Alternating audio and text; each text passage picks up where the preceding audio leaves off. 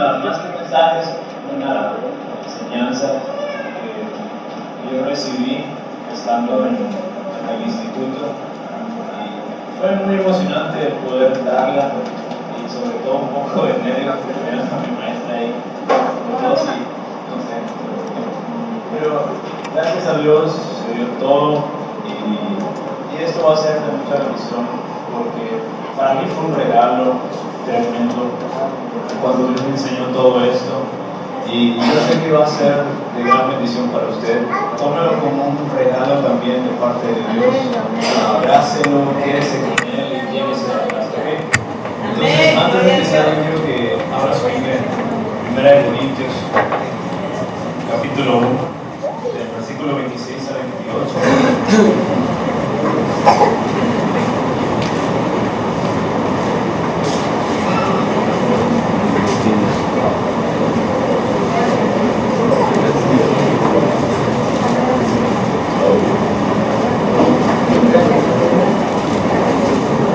Corintios capítulo 1, versículo 26 al 28.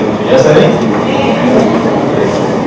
Dice así: pues mirad, hermanos, vuestra vocación, que no sois muchos sabios según la carne, ni muchos poderosos, ni muchos nobles, sino que lo necio del mundo escogió Dios para avergonzar a los sabios, y lo débil del mundo escogió Dios para avergonzar a lo fuerte, y lo vil del mundo, y lo menospreciado escogió Dios, y lo que no es, para deshacer lo que es.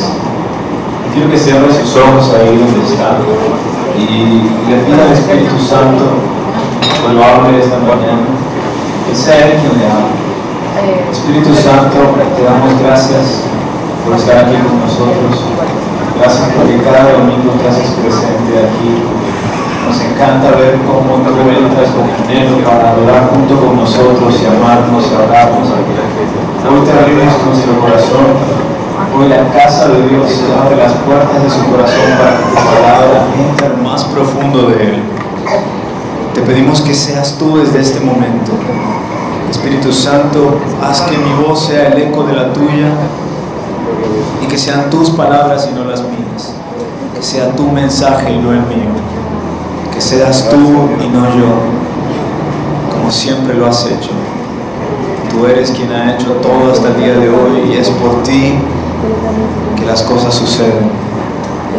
Gracias, Espíritu Santo, por estar aquí, amigo nuestro, en el nombre de Jesús. Amén. Yo quiero, antes de empezar a arrancar con el mensaje, quiero leerle una versión que encontré de este mismo pasaje. Si lo quiere buscar en su casa, en el celular o en la tablet, los que tienen la Biblia electrónica, es la versión Dios habla hoy, de 1 Corintios 1:26. Dice: hermanos de casa de Dios, deben darse cuenta de que Dios los ha llamado a pesar de que pocos de ustedes son sabios según criterios humanos, y pocos de ustedes son gente con autoridad o pertenecientes a familias importantes. Y es que para avergonzar a los sabios Dios ha escogido a los que el mundo tiene por tontos, y para avergonzar a los fuertes ha escogido a los que el mundo tiene por débiles. Dios ha escogido a la gente despreciada y sin importancia de este mundo, es decir, a los que no son nada, para anular a los que son algo. Esto es lo maravilloso de Dios, que Él nunca hace excepción de persona. Él nunca se va por lo más importante. Él nunca se va con los más capaces, con los más preparados, con los que hacen bien las cosas. Uno a veces ve a la gente, uno ve a jóvenes que se levantan y uno dice: bueno, ¿cómo es que él se levantó rápido y yo todavía sigo aquí abajo, sigo luchando con pornografía, sigo luchando con el alcohol? ¿Y por qué esto y aquello? Y yo sigo aquí atascado, sigo aquí estancado. Y uno se siente mal, pero Dios nos muestra que Él nos tiene más confianza a nosotros. Y a pesar de que hemos sido criticados y nos han tomado como los que no somos capaces de ser usados por Dios, Dios no lo tiene en cuenta. Esos comentarios, si llegan al oído de Dios, son nada más para hacer como que no le importa, como que no le interesa, porque Él sabe quién es usted, sabe quiénes son los jóvenes que a pesar de estar alejado, su corazón apunta hacia Él. A pesar de los errores, a pesar de las fallas, a pesar de cómo somos, podemos ser el peor desastre del mundo, pero nuestro corazón apunta a Dios y eso le agrada. Y mientras Él encuentre un corazón que apunta hacia Él, Él nunca se va a rendir con esas personas. Él siempre va a buscar la forma de atraerlos y de demostrarles que lo vil, lo menospreciado, lo rechazado es lo que Él busca en este tiempo. Y este mensaje es para esas personas rechazados, indignos, jóvenes que fallan, adultos que pecan, adultos que luchan hoy en día con todas las clases de problemas, con todo aquello que hace que tú te avergüences y digas: no soy digno de estar en esta casa, no soy digno de que Dios me use, no soy digno de que Él me dirija las palabras y me extienda su mano y me diga: ven y sígueme. Es para todos aquellos que han tenido temor de que Dios los rechace. Yo le voy a compartir algo. El año pasado, antes de hacer el Rebel Camp, mi equipo y yo fuimos a un campamento de capacitación para aprender a hacer campamentos, a tratar con camperos y cosas así. Entonces hubieron 2 campamentos de esos de capacitación, y el segundo al que fuimos fue como una prueba, fue un test de cómo íbamos a hacer, cómo se iba a dar a cabo los grupos, las actividades y todo. Entonces fue como que hacerlo real, y seleccionaron a líderes que estuvieran a cargo de un grupo de camperos, les decíamos confidentes. Mi hermana fue uno de ellos, yo estuve en su equipo junto con otro gran amigo y varias personas que yo no conocía. Pero ese día, recuerdo esa mañana, tratamos un tema que trataba de los miedos. Y cada uno empezó a compartir temores, su experiencia más fuerte que tuvieron con el temor en su niñez. Y uno los escuchaba y nos reíamos porque eran anécdotas bien chistosas y vergonzosas. Pero luego dijimos: bueno, surgió una pregunta: ¿cuál es tu peor miedo ahora en la actualidad? Escuchamos todos, y cuando llegó mi turno, yo le voy a decir, yo tenía este miedo para ese tiempo. Yo tenía el miedo de que un día Dios me rechazara. Y no lo digo en el sentido de que Él un día va a venir conmigo y me va a decir: ¿sabes qué? Ya no te amo como antes. Pensándolo bien, no vales tanto la pena, o no me gustas tanto, o algo así. Me hace simpático, pero creo que no vale la pena seguir detrás de ti. No en ese sentido, sino en el sentido de que tenía temor de que conmigo se repitiera la historia del rey Saúl. Ustedes lo conocen, un hombre que fue llamado, y como todos nosotros, yo una vez le dije que en lugar de compararme con David, yo me comparaba con Saúl. De la familia más pequeña Dios lo sacó. Él andaba buscando cosas que no tenía que buscar, y el profeta Samuel se lo dice: ¿qué haces buscando burras? Y tus padres ya lo encontraron. Dios ya reservó lo mejor de la casa de Israel para ti. Entonces yo me identificaba con ese hombre, sobre todo después de que él falla y hace todo lo contrario que Dios le dijo que hiciera, y por esa razón Dios lo rechaza y lo quita como rey. Su espíritu se aparta de él y levanta a otra persona en su lugar. Yo le tenía un temor grandísimo a eso, y yo ya había sido llamado a predicar, yo ya había sido llamado al ministerio, y yo ya le estaba sirviendo a Dios aquí en la casa, en otros lugares, viajando. Y yo tenía ese temor de que un día iba a cometer el peor error de todos, y un día de sorpresa Dios me iba a confrontar y me iba a decir: ¿sabes qué?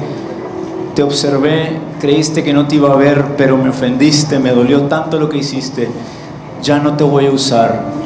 Yo en este momento estoy levantando a otro joven para darle los mensajes que te di, y se los voy a dar a él. Le voy a dar mejores mensajes. La unción que estaba sobre ti se la voy a dar a otro chico por lo que tú hiciste. Yo tenía un temor horrible de que la historia se repitiera conmigo. Pero después de que yo recibo este regalo de Dios, nunca más volví a tener miedo. Nunca más volví a sentir que Dios en cualquier momento de mi vida, por cualquier circunstancia de fallar o de un error o un pecado, Él me iba a rechazar. Yo lo tomé como un regalo y yo quiero que hoy lo tome también como un regalo. Si usted ha venido aquí fallando, si usted es de los que falla constantemente y cree que el tiempo se le está agotando y la paciencia de Dios también, y cree que un día de estos Dios va a venir y lo va a cortar y lo va a dejar de usar, este es el mensaje para usted. Dios lo ha traído aquí por una razón, y eso es lo que yo le quiero hablar ahorita. Hay una razón por la cual cuando Jesús nos llama, nosotros queremos hacer cualquier cosa por Él. Le dicen el año del primer amor, cuando Él está en todo lo que hacemos y queremos estar en donde Él está. Somos de los que pasamos nuestro proceso y queremos que nos consoliden, queremos bautizarnos, queremos ir al Día de Sanidad y Libertad, queremos entrar a la Academia de Obreros, queremos llegar a ser líderes, discípulos, queremos trabajar, y todo lo que hacemos, incluso fuera de la iglesia, fuera de la visión y del proceso, todo lo que hacemos es por amor a Él. Y usted ha sentido eso, yo sé que me entiende, yo sé que entiende de lo que estoy hablando. Amén, gloria a Dios, aleluya. Y eso era mi vida la primera vez que Jesús me encontró. Yo todo lo que hacía, lo hacía por amor a Él. Pero también hay una razón por la cual cuando usted falla, cuando usted peca, cuando usted comete un error, algo que hace que usted se avergüence tanto de lo que Dios pueda decir, hay una razón por la cual usted siempre quiere volver atrás. Curiosamente, nunca queremos intentar algo nuevo. Curiosamente, nunca queremos intentar en otra cosa en el camino de Dios. Siempre queremos volver al lugar donde Él nos sacó. Hay una razón, y también hay una razón por la cual Jesús escogió a los 12 discípulos. Hay una razón por la cual ellos inmediatamente dejaron todo y le siguieron, y gozosos se fueron detrás de Él. Hay una razón por la cual cuando ellos fallaron, todos regresaron a donde Dios los encontró. Y esto usted lo va a averiguar hoy junto conmigo y lo va a recibir de una manera muy hermosa. Amén, gloria a Dios, aleluya. Entonces esto es lo que yo le quiero enseñar. Si va a tomar nota, hágalo. Si no, présteme toda la atención posible para que esta enseñanza tenga el impacto que debe tener en su vida, ¿ok? Entonces vamos a hacer un poco de contexto y voy a hacer preguntas. No es cierto, pero sí, de repente le voy a hacer así y quiero que usted responda, ¿ok? Sí, porque a veces los veo muy calladitos. De repente mi papá pregunta algo y todos están así viéndolo, así como... Pero conteste, no tenga miedo, participe, véalo como una escuela. Quiero decirles algo. Jesús era reconocido oficialmente como un maestro o un rabino judío. ¿Está de acuerdo con eso? Ok. Jesús era un rabino judío. Sus discípulos, los 12, todos eran judíos. Y ellos vivían en un mundo judío del primer siglo. Eso significa que en aquellos tiempos, los judíos, para ellos todo giraba en torno a las escrituras, o lo que ellos llaman la Torá. Es casi lo mismo a lo que nosotros hoy en día llamamos Santa Biblia, solamente que sus escrituras son de Génesis hasta Malaquías, y ahí terminan, porque a partir de ahí ya empiezan los evangelios, empiezan las cartas. Pero para el pueblo de Israel eso no existe. ¿Sabe por qué? Porque la historia cuenta que ellos no reconocieron al Mesías cuando vino. Ellos lo mataron. Para ellos el Mesías no ha llegado. Ellos lo siguen esperando. Por lo tanto, los evangelios y los hechos nunca sucedieron. Históricamente sí, pero no lo tomaron como algo del Señor. No lo tomaron como un Mesías que estaba constantemente con sus discípulos, visitándolos, guiándolos a través del Espíritu Santo. No lo vieron así. Entonces, sus escrituras solamente llegan de Génesis hasta Malaquías, y a eso le dicen la Torá. ¿Ok? Y ellos son muy celosos de esta ley. No dejan que cualquiera enseñe sobre esta ley. Por lo tanto, todos los judíos que anhelan o que aspiran poder enseñar las escrituras, la ley, tienen que prepararse y tienen que ir a la escuela. Así como hoy en día nosotros los jóvenes tenemos que prepararnos para dedicarnos a algo y tenemos que ir a la escuela, ellos también tenían que ir a 3 escuelas, ¿ok? Entonces yo le voy a decir el nombre de estas y usted puede ponerle primer nivel. Hubiera estado bueno que trajera el nombre y lo pusiera ahí, no se me ocurrió, disculpe. Pero existen 3 escuelas, 3 niveles a los que los judíos iban.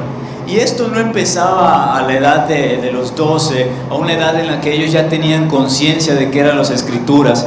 Ellos empezaban desde muy pequeños. ¿Sabes desde qué edad empezaban? Desde los 5 años. ¿Desde qué edad empezaban? 5 años. Entonces vamos a hacer un rápido resumen de lo que ya hemos comentado. Jesús era un ¿qué? Rabino judío. Los discípulos eran judíos y vivían en un mundo judío. Y todo giraba en torno a las escrituras. Y como ellos querían enseñarla, ellos tenían ese anhelo de adentrarse a ellas. Ellos tenían el anhelo desde pequeños. No era como hoy que los niños casi van obligados a la academia Kids o cuando a un joven le dices, oye, vamos a la academia, te voy a recomendar. Es que voy a cansar, es que luego llego tarde de la escuela, me dejan mucha tarea, que no sé qué. Pero estos niños desde la edad de 5 años ya nos están dando una lección tremenda y una cachetada así buenísima, genial. A los 5 años estos niños tenían ese vivo deseo de aspirar a ser maestros de la ley. Entonces la primera escuela se llamaba Beit Sefer, y usted le puede poner la primera escuela o primer nivel. Y empezaba desde los 5 años y terminaba a los 10 años. Empezaba a los 5 y terminaba a los 10 años. ¿Qué hacían en esta escuela los niños judíos? Ellos estudiaban y memorizaban todo el Pentateuco. Y ustedes saben qué es el Pentateuco, los 5 libros de la ley. Ayúdenme a contarlos. Es Génesis, y Deuteronomio. Esos son los 5. Pero no es una evaluación, no es un estudio así como tengo que aprendérmelos todos, Génesis, Éxodo, Levítico, Número, Deuteronomio, Génesis, Éxodo, Levítico, como hoy en día, ¿no? El otro día nos hicieron una evaluación aquí en el instituto y tuvimos que decir todos, pero eso es lo más fácil del mundo cuando te enteras qué es lo que hacían estos niños a la edad de 5 años. Lo que ellos hacían es que memorizaban cada versículo, cada capítulo, cada lista así de todas las genealogías, todas las leyes que usted encuentra, esas leyes que cuando usted lo ve le parece aburrido y usted dice, ¿qué rayos hace esta cosa aquí? ¿No? Y usted se lo quiere brincar. Nosotros los jóvenes, el equipo, empezamos un estudio de la Biblia que es para leerla en 90 días.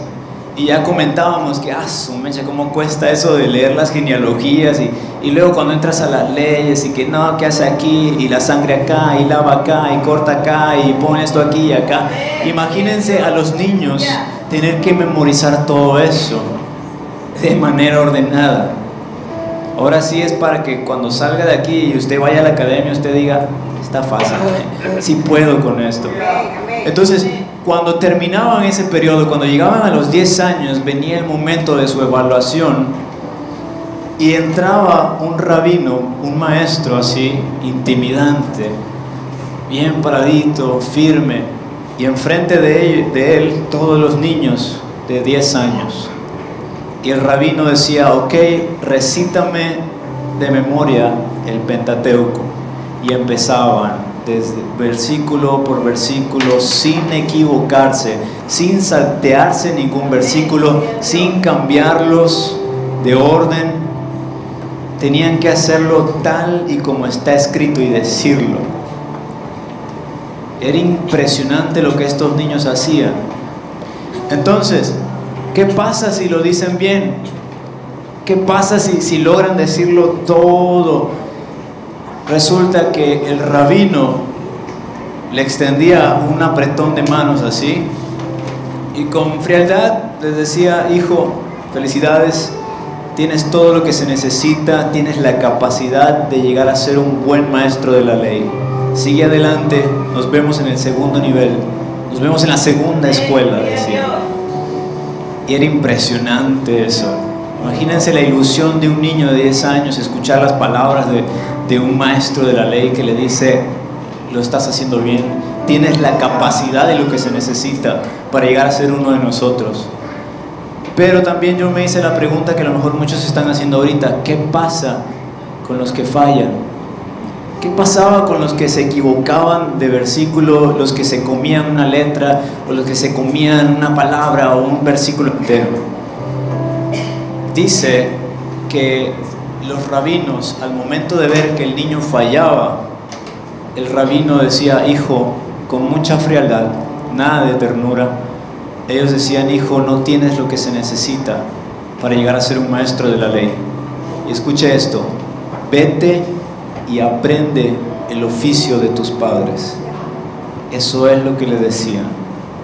No eres capaz, no tienes lo que se necesita para llegar a ser como nosotros. Vete y aprende el oficio de tus padres. Y yo me imagino a los niños saliendo de esa escuela, sus papás ahí estaban, carpinteros, pescadores, publicanos, estaban, sacaban a sus niños casi llorando, no lo sé. Yo me imagino que fue algo así. Y yo me pregunté también: ¿pero será que ellos podían empezar de nuevo, prepararse y otra vez? No, ya no había segundas oportunidades. Cuando uno de ellos fallaba, ahí terminaba todo. Ellos tenían que ir y de a fuerzas aprender el oficio de sus padres. Pero los que lo lograban, para ellos les iba maravilloso, porque ellos llegaban al segundo nivel, y a la segunda escuela, y la segunda escuela se llamaba Beit Talmud. Y esta segunda escuela empezaba desde los 10 años y duraba hasta los 15 años. De 10 a 15 años estos chicos otra vez estudiaban y memorizaban, pero ya no el Pentateuco. Ahora lo que ellos memorizaban eran los libros históricos, los libros poéticos y los libros proféticos. Ayúdame a contarlos otra vez: los libros históricos, poéticos y los proféticos. Esas tres secciones de libros tenían que memorizarlos. Eran más libros todavía y tenían otra vez que decirlos de memoria, versículo por versículo. Entonces se puede decir que solamente lo mejor de lo mejor estaba en esos niveles. Solamente los que de verdad demostraban capacidad estaban en esa segunda escuela, lo mejor de lo mejor. Y ahí estaban, y el mismo procedimiento: llegan los 15 años y ellos ya están listos, se paran y están esperando al rabino. Entra él igual, como siempre se ven, y empiezan a recitar toda esa sección, desde los libros históricos, luego los poéticos y luego los proféticos. Y lo mismo, si lo lograban, el rabino decía: felicidades, tienes todo lo que se necesita para llegar a ser uno de nosotros, para ser un maestro de la ley. Vemos que tienes la capacidad, nos vemos en la tercera escuela, sigue adelante. Y ya se imaginarán cuánto duraban esas evaluaciones. Yo digo que semanas enteras duraban, a lo mejor, no sé, un mes puede ser, para recitar toda esa cantidad de versículos de libros. Pero igual, los que fallaban, nuevamente les volvían a decir: hijo, no tienes lo que se necesita para ser un maestro de la ley. Vete y aprende el oficio de tus padres. Y tenían que salir. Ahora ya no son niños, ahora son jóvenes, y se iban decepcionados porque alguien les arrebató por un maldito error. Se les fue la oportunidad de llegar a ser maestros de la ley, de poder tener en sus manos esos pergaminos y poder enseñarlos en las sinagogas y en todas partes. Pero volvemos a los que les iba bien. Ahora ellos pasaban a la tercera escuela, y la tercera escuela se llamaba Beit Midrash, y esta empezaba a los 15 años y terminaba a los 30 años. Pero esto ya no era una escuela normal. esto ya recitaron todas las escrituras, la Torah, y ahora empieza un proceso al que podemos llamar un proceso discipular, ¿ok? Entonces, ¿qué pasaba? Voy a necesitar, en la mañana usar a 3, voy a usar a 2 nada más. Hermano, ¿me puede ayudar? Venga. Ok, y hermano, ¿me puede ayudar también? Venga. Ok, para de sacarlo de acá. Ok, entonces ahorita lo que quiero es que se pongan chidos. Pónganse así, genial, como si fueran maestros rabinos, así. Serios, ándale. ¿Y qué pasaba? ¿Qué pasaba aquí? Llegan los chicos a la tercera escuela, 15 años, y hay 2 maestros enfrente de él, del chico. Entonces él está a punto de empezar este proceso discipular, y él tiene que convertirse en un discípulo, pero para ser un discípulo él necesita un maestro, y tiene que elegir a todos los posibles maestros que hay en ese momento. Entonces ambos tienen perfiles, ambos tienen una manera de enseñar las escrituras, de hablar, de moverse, de actuar, y él escoge al que más le gusta. Entonces él va con él y le dice: he visto su trabajo, lo admiro mucho, usted es un gran maestro, me encanta cómo trabaja, igual a usted, es un super maestro, lo he visto actuar, y es un honor estar enfrente de los dos. Y amén, dice. Entonces, y está entre los dos, y entonces él dice: ok, pues me voy con el maestro. Me voy con él, dice. Entonces, hermano, ya puede pasar. Gracias. Entonces él le deseaba suerte, pero empezaba ahora una entrevista personal, y el maestro ahora le preguntaba al futuro discípulo: ¿crees que eres capaz de llegar a ser como yo? El maestro le preguntaba: ¿crees que tienes la capacidad de hacer las cosas que yo hago? Dime, ¿por qué lo crees?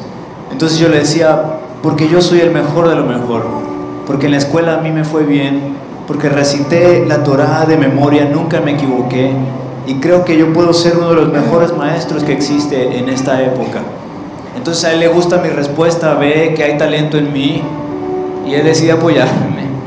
Entonces él me dice lo siguiente: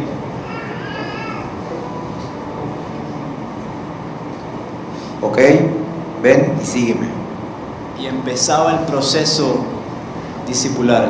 Hermano, con confianza, yo quiero que camine alrededor de la casa de Dios, yo voy detrás de usted. Y empezábamos a caminar así. Y entonces, así como él me está viendo, así, para ver si no lo dejaba ahí. Sígueme, dice. Y yo empezaba a caminar y a seguir sus pasos. De pronto usted me veía por la calle y usted me saludaba. ¿Se acuerda la enseñanza de la cruz?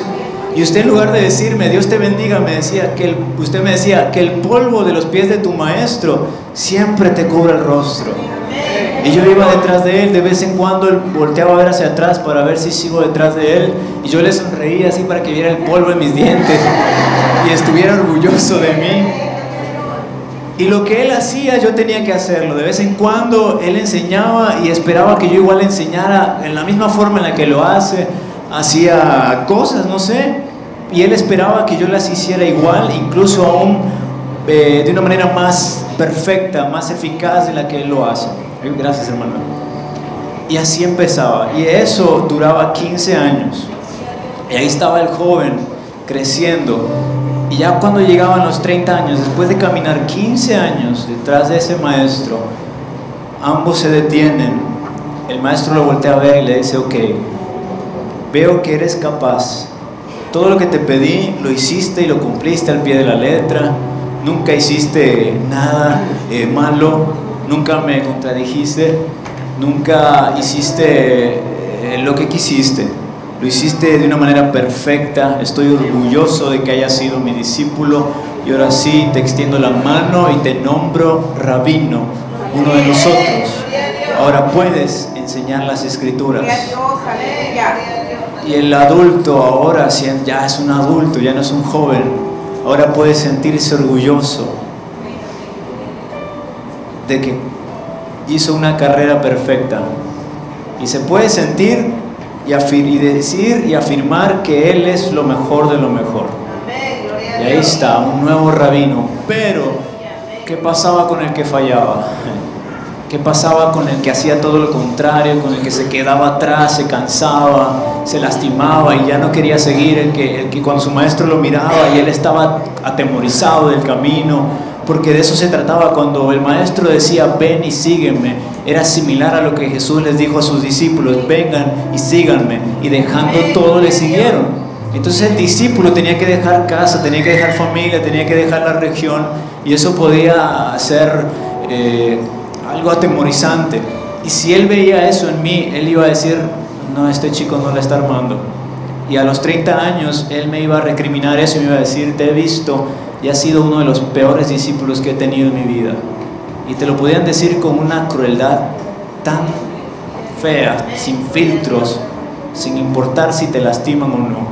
Y te decían, mira, no tienes la capacidad, no tienes lo que se necesita para ser uno de nosotros. Vete y dedícate a ser el discípulo, el oficio de tus padres, perdón. Y ahí se iban. 15 años desperdiciados, 15 años de caminar detrás de un hombre a la basura. Y ahí estaban. De un lado, lo mejor de lo mejor, enseñando las escrituras, teniendo derecho de hacerlos, porque les dije, acuérdense, eran celosos de la ley y no iban a dejar que por ningún motivo alguien que no es capaz metiera sus manos en esos pergaminos y las enseñara. No había alguien filtrándose para que enseñara. Solamente los rabinos podían enseñar y tenían que hacerlo bien y tenían que pasar por esas 3 escuelas y hacer una carrera perfecta. Y por un lado estaban ellos, los perfectos, lo mejor de lo mejor, pero del otro lado estaban los rechazados. Por otro lado estaba lo peor de lo peor. Y yo quiero que usted vea esta escena, esta imagen, porque ahorita que usted le agarre la onda a lo que voy a hacer, la imagen de toda esta enseñanza se le va a hacer tan clara, y ahí el Espíritu Santo va a empezar a tocar su corazón. Presta atención acá. Imagine que un día está uno de estos rechazados. Es un hombre ya a lo mejor de 30 años aproximadamente, y él se encuentra en una barca y está a la orilla y está lavando sus redes, y es uno de los rechazados. Es uno de los que alguna vez pasó por esas escuelas y se quedó en la segunda escuela, ya no pudo avanzar porque se equivocó, cometió un error y alguien le arrebató el anhelo de algún día poder llegar a enseñar. Y él recuerda todos esos días, se deprime, se amarga, y un día, lavando sus redes, él levanta la mirada y ve a lo lejos a un maestro y a un discípulo, y están caminando los dos, y ve el rostro del discípulo y lo ve sucio, y él sabe lo que significa, se proyecta y él dice, yo debería estar ahí, yo debería ser ese chico, yo debería ser ese hombre que camina detrás de ese maestro. Si tan solo hubiera hecho las cosas bien, si tan solo no hubiera cometido ese error, yo hubiera podido tener en mis manos esos hermosos pergaminos. Pero aquí estoy, siendo un pescador más del montón. Gloria a Dios, aleluya. Y él sigue lavando sus redes, pero de repente se acerca un maestro diferente a todos. Un maestro muy especial que no tenía la mirada cruel, no tenía una mirada fría como los demás. Se acerca y con una ternura le dice, oye, préstame tu barca para poder predicar, pero necesito que te alejes un poquito de la orilla. Y él accede y le dice, está bien, súbete. Y ahí están los dos, el rechazado y ese maestro que en un principio solamente es un extraño, pero cuando lo empieza a escuchar predicar y enseñar, él dice, wow, un maestro está en mi barca, no soy digno de esto. Y entonces pasa lo que usted ya sabe. el famoso y maravilloso milagro de la pesca milagrosa. Usted sabe de quién hablo. El maestro que estaba en esa barca era Jesús. Pero escuche. Pero el rechazado era un hombre llamado Simón. Aquel que perdió su oportunidad, que perteneció a ellos, a los que alguna vez intentaron ser maestros de la ley. Uno de ellos ahí estaba, en esa barca, en la misma barca, Simón. ¿Sabe qué tiene en común cada uno de los 12 discípulos con los niños judíos? Cada uno de ellos era un rechazado.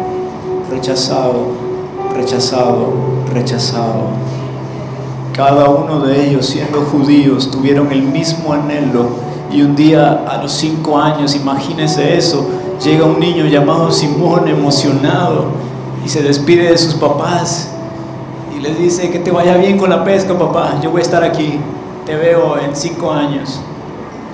Ahí estaba Simón, aprendiendo, memorizando toda la escritura, todo el Pentateuco. Lo hace bien, y un rabino le dice: me encanta tu actitud, me encanta cómo lo haces, eres un niño muy audaz, muy inteligente. Nos vemos en el segundo nivel, en la segunda escuela. Pero cuando Simón llega al segundo nivel, a los 15 años, Simón comete un error que nunca va a olvidar. Él falla, no sé de qué manera, pero falla. Y un rabino, de una forma tan cruel, le dice: tú no tienes, Simón, lo que se necesita para ser uno de nosotros. Vete y aprende el oficio de tus padres. Vete y conviértete en un pescador de hombres. Y esto no lo estoy inventando, esto realmente pasó. Y se lo puedo demostrar porque la palabra misma lo afirma. Amén, gloria a Dios. De la resurrección, después de que Jesús se va y los empodera con el Espíritu Santo, la Biblia en Hechos 2, versículo 14 al 18, hace un comentario acerca de esto, relata que todo esto de las escuelas y que Pedro fue parte de ellas es verdad. Dice: entonces Pedro, poniéndose en pie con los 11, alzó la voz y les habló diciendo: varones judíos y todos los que habitáis en Jerusalén, esto os sea notorio y oíd mis palabras, porque estos no están ebrios como vosotros suponéis, puesto que es la hora tercera del día. Mas esto es lo dicho por el profeta Joel. ¿Por quién? ¿Por quién? Por el profeta Joel. Y en los postreros días, dice Dios, derramaré de mi espíritu sobre toda carne, y vuestros hijos y vuestras hijas profetizarán, vuestros jóvenes verán visiones, vuestros ancianos soñarán sueños, y de cierto sobre mis siervos y sobre mis siervas en aquellos días derramaré de mi espíritu y profetizarán. Pedro recita de memoria a un profeta, cosa que los niños estudiaban en la segunda escuela. ¿Se acuerda? Estudiaban los libros históricos, los poéticos y los proféticos, y entre ellos estaba el profeta Joel. Mírenlo ahí, a Pedrito, después de tantos años, después de haber fallado, de perder su única oportunidad, años después, un maestro le devuelve el sueño y tiene la primera oportunidad de volver a recitar esas maravillosas escrituras, y lo dice de memoria y lo dijo perfectamente bien. Ahí estaban. Lo peor de lo peor fue escogido por lo mejor de lo mejor. Un día un maestro llegó y se los devolvió, violando las reglas, siendo un rebelde, haciendo todo lo contrario al protocolo. En lugar de que los discípulos se acercaran a él, él se acerca a ellos como un maestro. Por eso les recalca: acuérdense, ustedes no me eligieron a mí, yo os elegí a vosotros. Lo mejor de lo mejor salió a escoger lo peor de lo peor, a los rechazados, a los que perdieron su oportunidad, a los que por un maldito error se perdieron del sueño de su vida, Jesús llegó y se los devolvió nuevamente. Cuando yo recibí este maravilloso regalo de Dios, nunca más volví a tener miedo. Y yo supe como Dios, y pude sentir como Dios esa mañana en esa aula, Él me abrazaba y me decía: yo nunca te voy a rechazar. No hay forma, no hay posibilidad de que ningún pecado, de que ningún error te vaya a apartar de mí. Yo te escogí, yo te llamé y tú eres mío. Este es un mensaje para los rechazados, como esos discípulos. Esta mañana Jesús ha salido a buscar a lo peor de lo peor, esperando encontrarlos aquí, sin que usted se avergüence de nada. Jesús ha venido esta mañana. Lo mejor de lo mejor vino una vez más por usted. Yo quiero que donde cierre sus ojos y deje que el Espíritu Santo comience a tocar y a hablar su corazón. Y escuche, sienta cómo el Espíritu golpea su corazón, atrayéndolo a su presencia, diciéndole que usted es digno de ser usado por Él, diciéndole que Dios no se equivocó al haberlo llamado.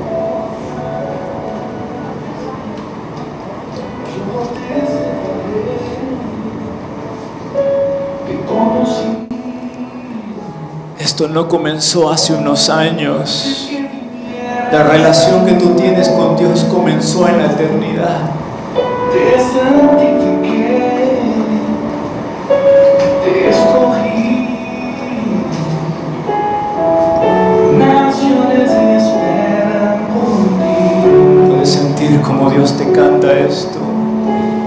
Corazones anhelan oírte. Nunca digas que no pasas de un niño.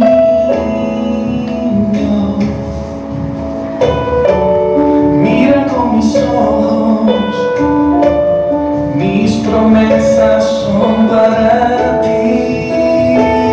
Son para ti.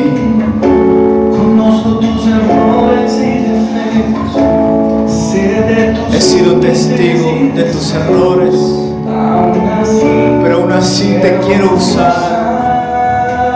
He sido testigo de lo mejor y de lo peor de ti. de la nada hace todo aquel que va a cambiar el mundo. Por tu pasado te llevo a mi futuro. Te deseo tanto. A donde te irás, Ya te diste cuenta, no hay a dónde huir. mis palabras están en No hay forma de que te le escapes de su mano. no temas ni mires atrás. Yo sé que tú eres capaz, por eso te escogí. Por eso estoy en ti. Mi unción sigue en ti, mi presencia nunca te ha dejado. Nunca te olvides que yo estoy en ti. Nunca has estado lo suficientemente alejado de mí. Basta de mi gracia. Estás a un paso nada más de regresar.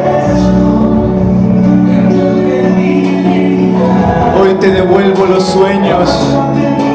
Hoy te devuelvo mis promesas.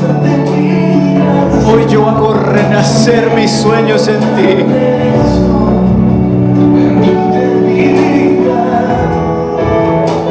Te escogí.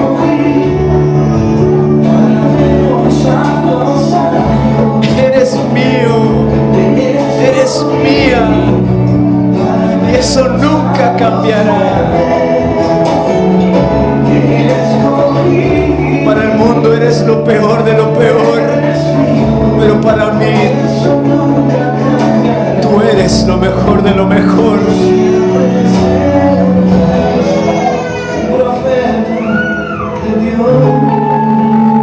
Sigo apostando todo por ti. Sigo creyendo en ti. Te sigo confiando en mis mensajes.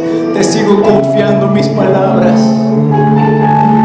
Antes de formarte en el vientre, ya te había elegido. Antes de que nacieras, ya te había apartado. Te había nombrado profeta para las naciones.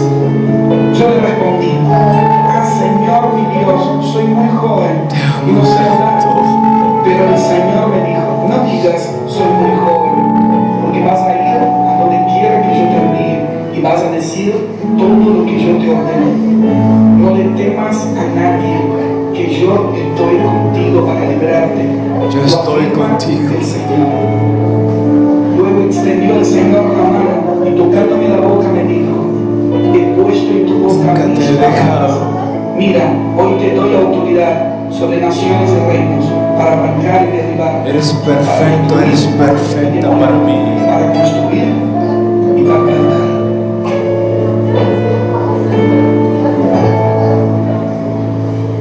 Dios no va a escoger a otro. Dios no va a escoger a otro.